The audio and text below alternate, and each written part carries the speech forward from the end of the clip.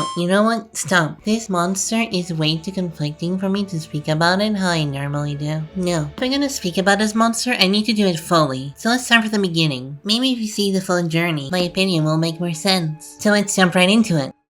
Having just beaten the Gormagala using the leather armor, which for context took a lot of attempts, and began to prepare to fight the Arch-Tempered Rey Dau. Back when I was still journaling World, Gil spoke about Arch-Tempered monsters like these horrifying boss fights. So I wasn't sure if I was gonna be able to beat it, let alone beat it with a leather armor. So I made a quick build focused on thunder defense, and went to scout out the fight. So let's see how it went. While the start is fairly standard, it wasn't long before I found out one of the new things this monster has, those being the aftershocks after the attacks. Pretty much every attack that makes contact with the ground will now leave a small little explosion in its place. Pretty much every attack gets this in some form. And to be honest, we added a fairly interesting aspect into the fight. I personally know that a lot of the time I would dodge into the attack. That, however, is not something I can do at this point. Having to adapt to new attack patterns is actually really interesting in my opinion. Rey Dau is an extremely fair monster when it comes to its attacks, and this simply makes it so that you have less options where to dodge, but doesn't remove them completely. Hell, sometimes when these knock you over, you actually end up dodging some of the harder hitting attacks. And to be completely honest, they're not all that hard to dodge. And even more surprisingly is the fact that they can even be parried. It gives you a lot more different options on how to approach its attacks. Well, changing but not disrupting how you can normally dodge the regular version of the monster. I noticed that they don't deal all that much damage, but this is a max defense armor set with a fairly high thunder defense. So when we move on to leather armor, I'm expecting these to be a lot more dangerous. Anyways, a second thing I noticed while we're fighting it is that it has a ton of different combo strings between its attacks. So much used to leave it right open, now actually combo into different attacks. Meaning among them, the one where it's in the air and it shoots this little laser. I'm hearing this got a few people off guard, and since most of the attacks that do ground it are the ones that have the larger AoEs, it has a lot more extra interplay between you and the monster. You can dodge it from a distance and go in once the attack is finished, or you can try to block or parry or dodge it and getting a longer attack window. And onto that, the monster is way more aggressive, using a lot of big attacks more often, and using more combo strings. Both of these additions and changes into the regular Rey Dau fight actually made the fight a lot more fun in my opinion. I have to say that I was having a lot of fun while going through this. Though I have to say that a lot of the traits aren't just from regular Rey Dau, with it being one of the best monster Wild has to offer in my opinion. And with it being more aggressive and more liberal with some of its bigger attacks, a few cracks begin to form. One of them is that the monster becomes fairly repetitive. Ironically, letting it chain multiple attacks together and using big attacks to finish them,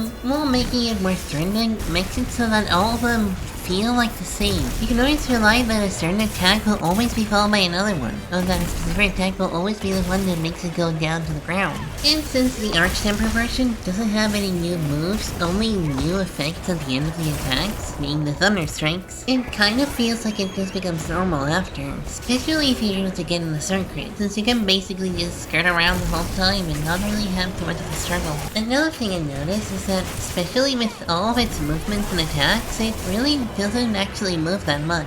So if you're not in the way of its attacks, you're able to deal a lot of damage without having to put too much thought, to be honest. And the wind down after a good amount of attacks is probably a little bit too long. Like for example, any of the attacks where it lands from the air usually takes him a fair bit of time before it moves again. Some of the smaller attacks from before, which you used to have less time before it starts moving, now all combo into big finishing moves that are extremely slow and have a lot of recovery, making it so that it's almost guaranteed that you have a super large time to deal damage.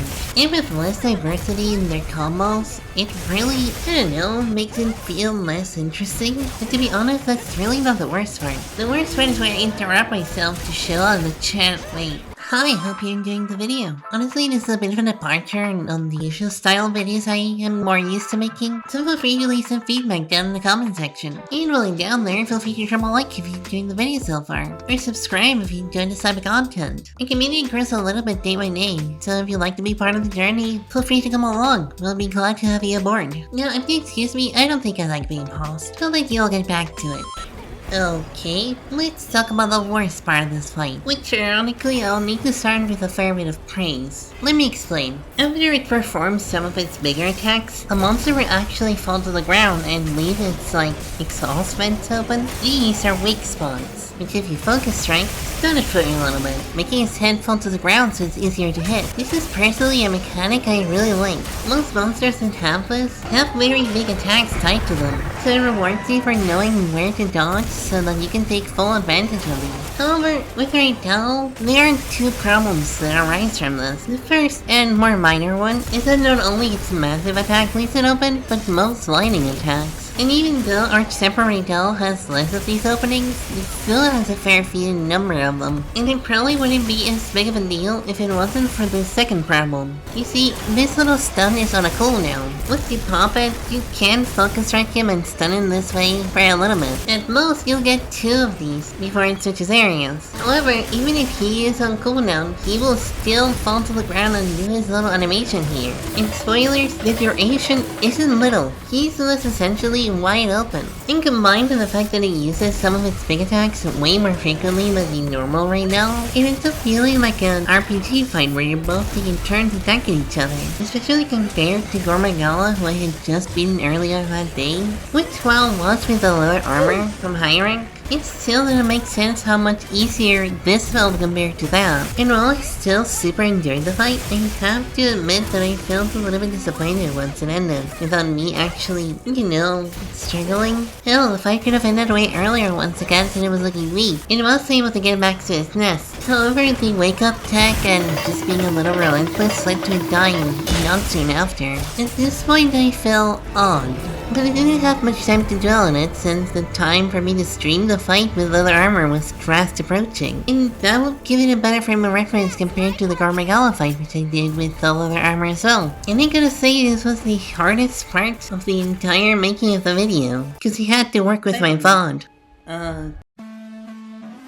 Let me know if there's any problem with the audio levels again.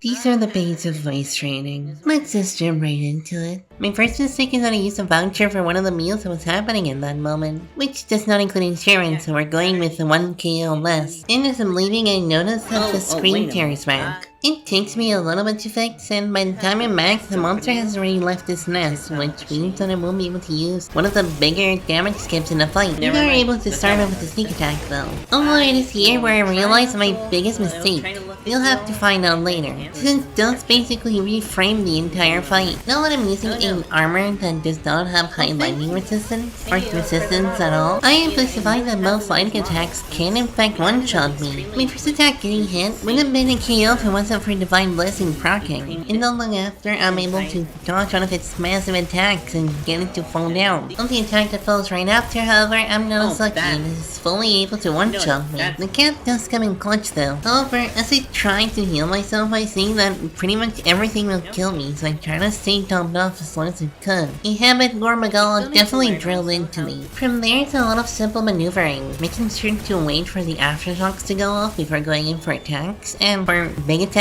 or the ones that I am not as sure that I can dodge well, just going for a safe parry. Overall, they let me deal a lot of damage, and it isn't long before I moved to a different area. Now, I gotta admit that I was definitely playing a fair bit distracted as I was trying to still, learn how to be a streamer. I still need to learn also how to fight while looking at y'all. That's definitely gonna be a challenge for me. Like, I have a horrendous attention span. I don't watch that many series in a month. Ow. But overall, I was getting way more comfortable with dodging the attacks and the aftershocks. I also noticed that a lot of its attacks have fairly deceiving hitboxes. I don't know what the name of that is. Hold on.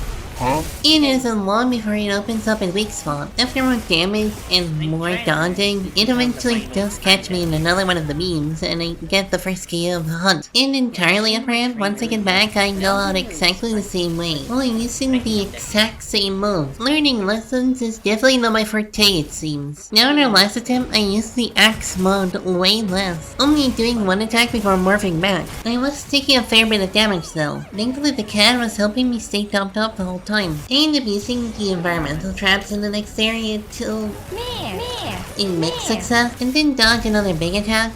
Yeah, I definitely cannot get caught by that. getting another big combo on it while popping a wound, giving me even more damage, which then follows up with another big attack, which let me do it once more. I do end up getting some chip damage after this, but thankfully the cat lets me heal. Though sadly, I mistimed one of my dodges on one of the larger AoE attacks, and ended up going out right there. I feel like I'm getting better, the timing's getting more and more familiar each time you try, so why was I salty about the attempt? Well, aside from picking one of the inferior meals in comparison to what the benefits are, around the beginning of the hunt, this happened. Wait a minute.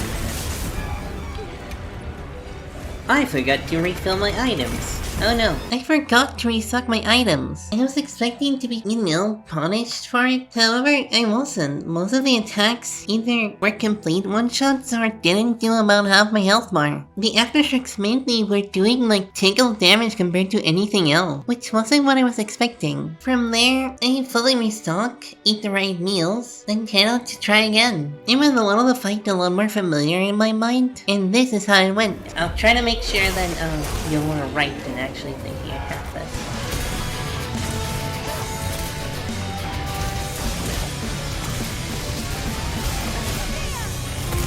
The arrow? Oh, wait. Are we right? Yeah.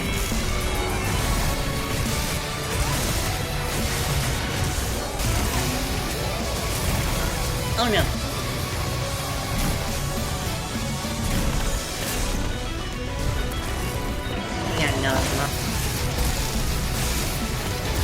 It really is trying to get me to sleep, huh?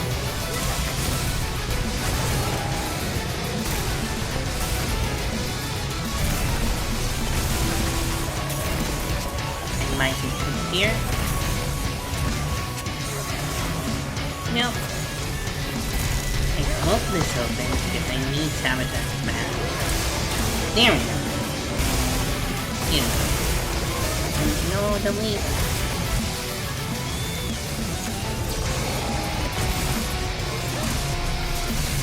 Oh no.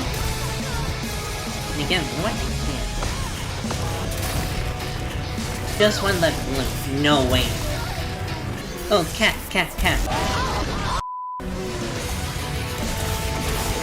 Damn.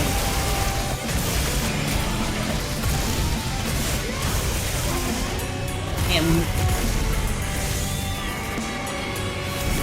Huh? I'm gonna see if I can instant stop it. I cannot.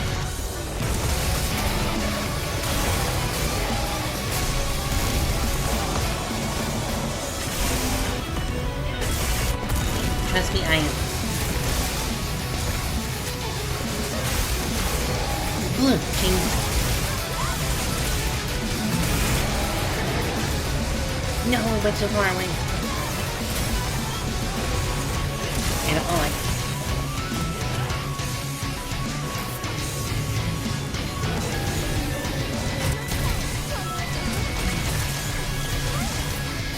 Oh my god, I'm in one. What weapon am I using? Let's try to get back. Oh no.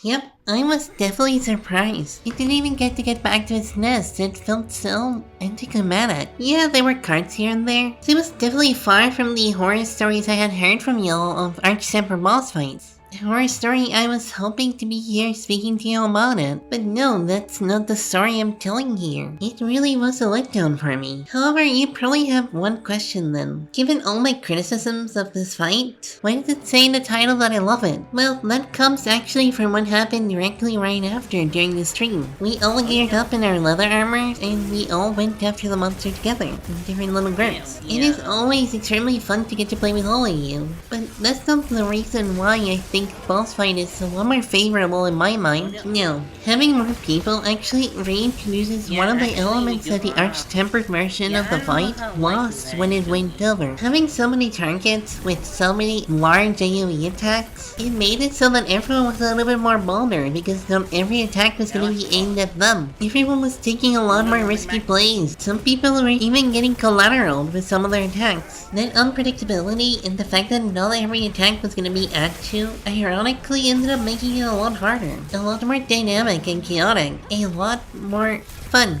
Yeah, that's the word.